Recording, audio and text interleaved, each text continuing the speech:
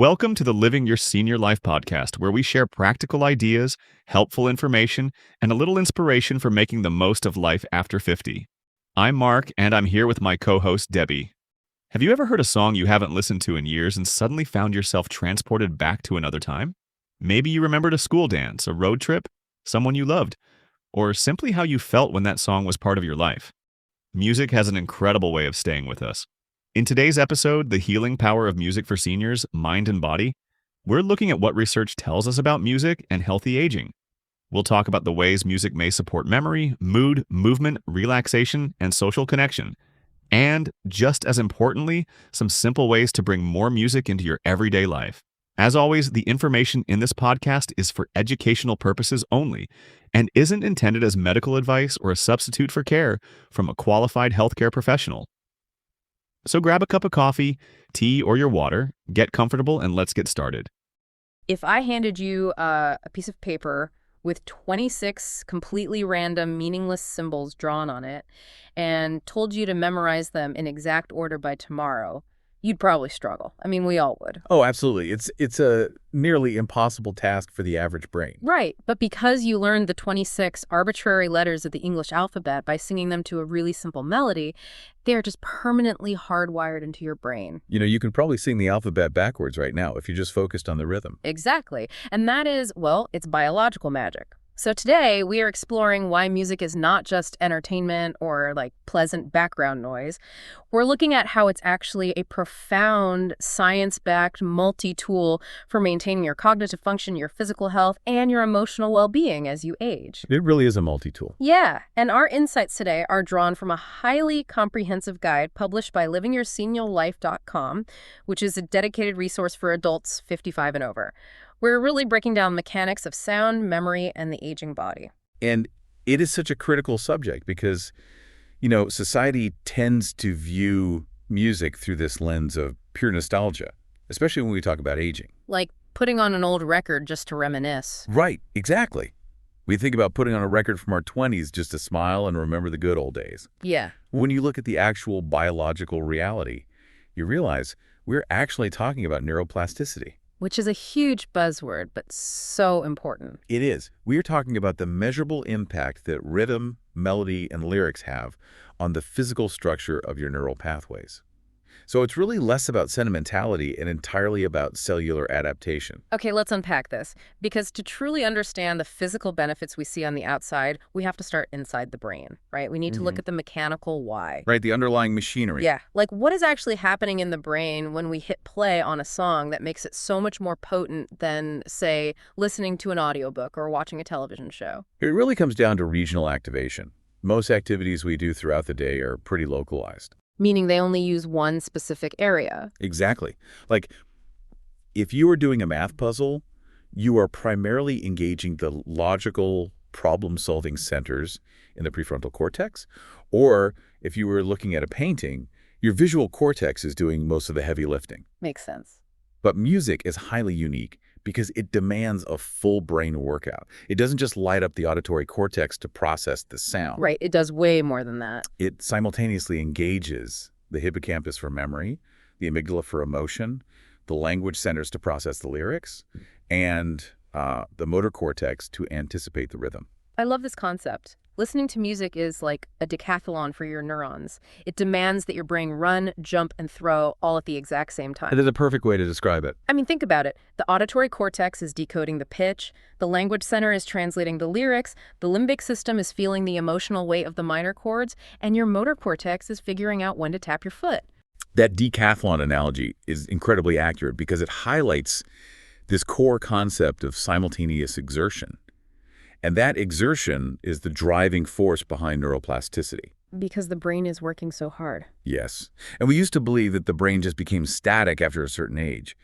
But the reality highlighted in the source is that the brain continues to adapt, change, and forge new connections throughout your entire lifespan. Which is such comforting news, honestly. It really is. And actively engaging with music, especially making music, provides this unparalleled mental challenge. Like, when you try to sing a harmony or hold a ukulele, you are forcing the brain to coordinate all those separate systems seamlessly. You're basically clearing new roads through the neural forest. Exactly. You're building new pathways. So if music requires that much active processing power across so many different regions, it makes complete sense that it would leave a much deeper footprint in our memory. Oh, absolutely. That goes right back to the alphabet song. We aren't just remembering the letters, we are remembering the rhythm, the rhyme, the actual motor function of singing it out loud. We are binding the information together with multiple layers of sensory glue. And that memory binding effect is actually a survival mechanism. But in the aging brain, this becomes a vital lifeline. Familiar music from our formative years is just densely connected to people, places, and really strong emotions. Right, it's all tangled up together. Because the processing of that music was distributed across so many different lobes and networks, those memories are stored redundantly. They're incredibly robust. Wow, okay. And this is exactly why music is such a potent tool for individuals experiencing cognitive decline, like Alzheimer's or other forms of dementia. Because the standard pathways for memory retrieval are damaged. The main highway is just blocked. Precisely. In dementia, the hippocampus, which is the brain's primary memory center, sustains severe damage. So if you ask someone what they had for breakfast, that requires a direct, declarative memory retrieval. Which relies on that damaged highway. Yes. But the musical pathways, those often remain remarkably intact because they aren't isolated to just one vulnerable area. Hearing a song from their wedding day acts like a neural backdoor. Oh, I love that. A neural backdoor. It bypasses the damaged declarative memory highway and accesses the memory through the emotional and auditory networks. So it allows someone to suddenly connect with their past, sing along, and recognize loved ones when normal conversation is literally impossible. What a beautiful mechanical reality. The idea that a rhythm can reach someone when words can't, simply because the brain saved a backup copy of the memory in a totally different biological format. What's fascinating here is that while the cognitive and emotional benefits are undeniable, we do have to view this through a realistic clinical lens. Right, we have to be grounded about it. The source material is very careful to emphasize that music is a highly effective, deeply accessible supportive tool, but it is not a medical cure for neurodegenerative diseases. That's not reversing the actual damage? No, it isn't reversing the underlying pathology. Yeah. It enhances the quality of life, it drastically reduces the agitation, and it temporarily restores connection. That is a crucial distinction. We're really talking about maximizing the healthy networks we still have. Yeah. And, building off how music interacts with our emotional centers, I want to explore how it manages our day-to-day mood. Oh, this is a great topic. There is this concept in the material about music granting us permission to feel. Like it bypasses our logical filters and speaks directly to the limbic system, allowing us to process grief, joy, or nostalgia safely. It provides a safe container for those emotions. Exactly. But I have to wonder if we are romanticizing the social aspect of this a bit. Like, is there an actual biological health benefit to joining a senior choir or doing really off-key karaoke with your friends? Or is it just, a temporary dopamine hit from having a fun Thursday night? Oh, there is a profound biological benefit. And it directly combats one of the most dangerous, insidious factors of aging, which is social isolation. Loneliness isn't just a sad feeling. It is a state of chronic biological stress. When you are socially isolated, your body perceives a lack of safety. It thinks it's in danger. Right. And that elevates cortisol levels and triggers systemic inflammation. Prolonged isolation has been linked to higher risks of cardiovascular disease and a much faster rate of cognitive decline. So the loneliness itself is literally weathering the body. It's tearing it That's down. it is. So when you join a choir, a drum circle, or simply share a playlist with a neighbor, you are administering a biological buffer against that stress. But music provides something unique that a standard conversation just doesn't. What's that? It provides a shared focus. For older adults who might feel anxious about socializing due to hearing loss, cognitive changes, or just feeling out of practice, music acts as the ultimate icebreaker. You don't have to carry the burden of small talk. Exactly. The music is the conversation. And you are syncing up with the people around you, sometimes literally. Like, I've read that when people sing in a choir together, their breathing and heart rates actually synchronize. They do. Yeah. It creates this incredible psychological momentum. Yeah, you have a reason to show up on a Tuesday morning because the group literally needs your voice for the harmony. And that sense of purpose, that necessity to the group, drives incredible health outcomes. It replaces the chronic stress of isolation with oxytocin and endorphins. And once you alter that chemical balance in the brain, once you lower the cortisol and boost the endorphins, your physical body responds. You just feel lighter, You really do. which transitions us perfectly from the mind into the physical body. We've looked at the neurological symphony. Let's talk about the physical beat. Why is it that when a good song comes on, it is nearly impossible to sit perfectly still? Well, that is a phenomenon called auditory motor entrainment. Auditory motor entrainment. Yeah.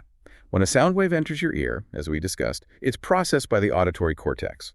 But that cortex is heavily wired directly to the motor regions of the brain. Oh, they are physically linked up. Very much so. When you hear a steady, predictable rhythm, your brain naturally wants to synchronize your physical movements to that external beat. It is basically an evolutionary quirk. So it's not even a conscious choice. No.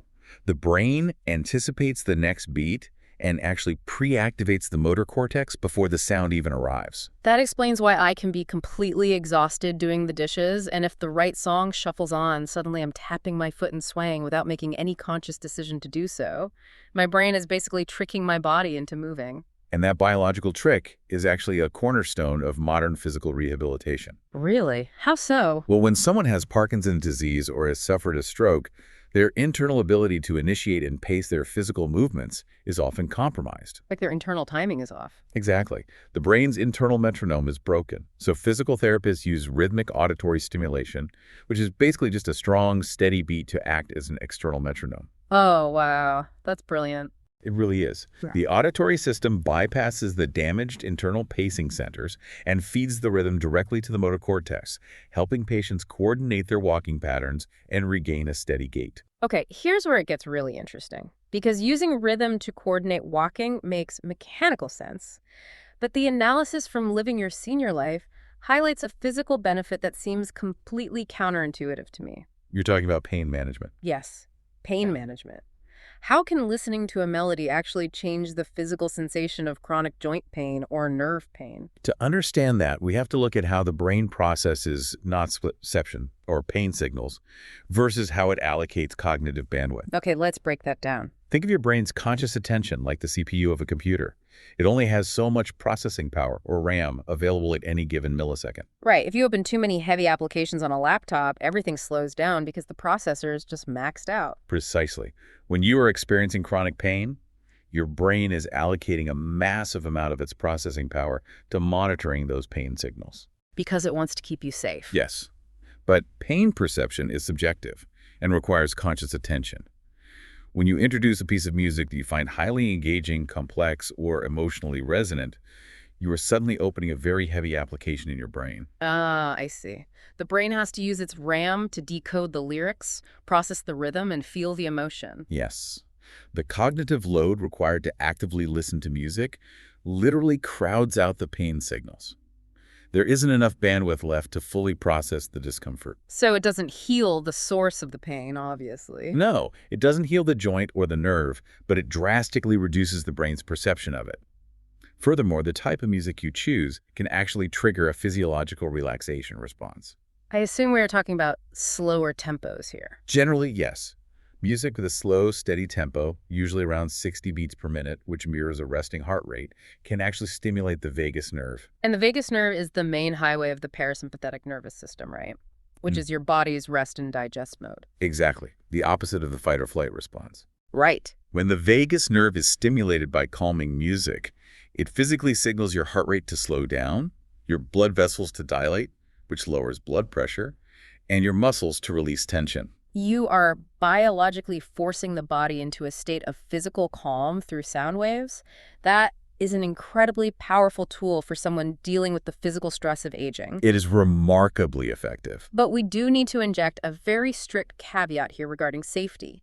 The biological effects of music are potent, but they are not a replacement for modern medicine. Absolutely not. If you have severe hypertension, a calming jazz playlist does not replace your blood pressure medication. That is a vital warning. It is an adjunct therapy, a complementary comfort tool. You must always follow prescribed medical protocols for serious conditions. And the safety warning extends to movement as well. Auditory motor entrainment is great, but if you have a history of falls, neuropathy, or severe balance issues, you cannot let an upbeat Motown song trick you into thinking you have the stability of a 20-year-old. Oh, definitely. You have to know your limits. Right. You don't want to attempt a spin in the kitchen and end up in the emergency room. Safety comes first.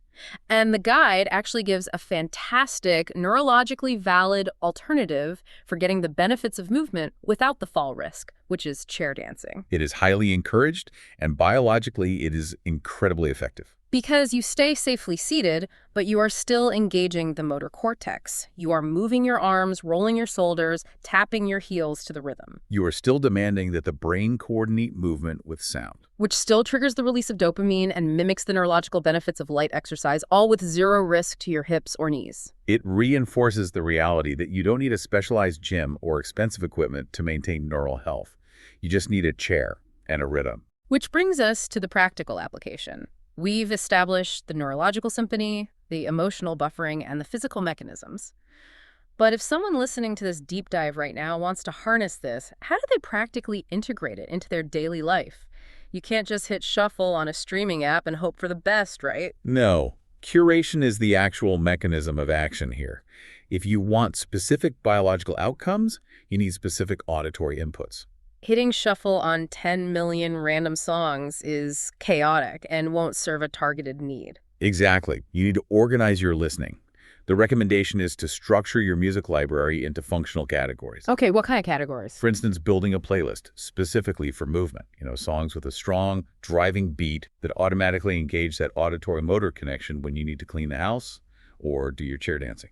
Okay, so that's a get moving playlist. Right.